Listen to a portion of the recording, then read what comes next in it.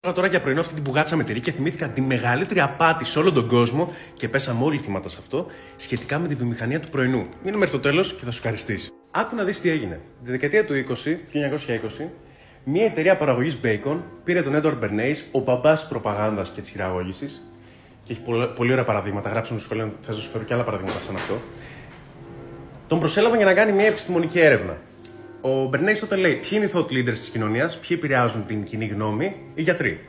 Βρήκε 5.000 γιατρούς και τους έβαλε να συμπληρώσουν μια ποσοτική έρευνα, ερωτηματολόγιο. Το οποίο πρακτικά ρωτούσε, έτσι συμπυκνωμένα, αν τρώει ο μέσος Αμερικανός πολίτης περισσότερες θερμίδες το πρωί, έχει πιθανότητες να έχει πιο πολλή ενέργεια μέσα στη μέρα του για να καταφέρει και περισσότερα. American Dream. Γλουπού. Οι 4,5 από αυτούς τους 5.000 περίπου γιατρούς απάντησαν με ναι. Ο Bernays πήρε αυτή την απάντηση στο πόρισμα από την έρευνα και το έκανε διαφημιστική καμπάνια όπου λέει: οι ίδιοι γιατροί συνιστούν. Θυμίσου λίγο Ελλάδα, 20 κατασκευαστές πλυντηρίων συνιστούν γαλλικών π.χ. Λέει: οι ίδιοι γιατροί συνιστούν και προτείνουν ότι αν ένας Αμερικανός πολίτης βάλει περισσότερες θερμίδες στο πρωινό του, θα έχει περισσότερη ενέργεια να κάνει πιο πολλά πράγματα μέσα στη μέρα του.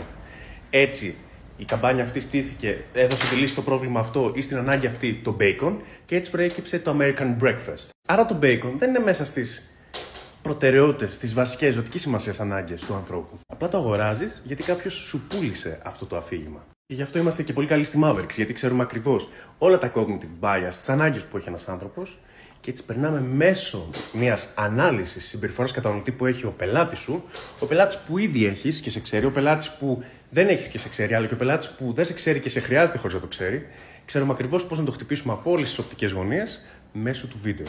Και αυτό είναι τώρα με το marketing. Είναι η πιο ωραία μορφή χειραγώγησης, όπως λέει και ο Γκάμπορ Μάτε.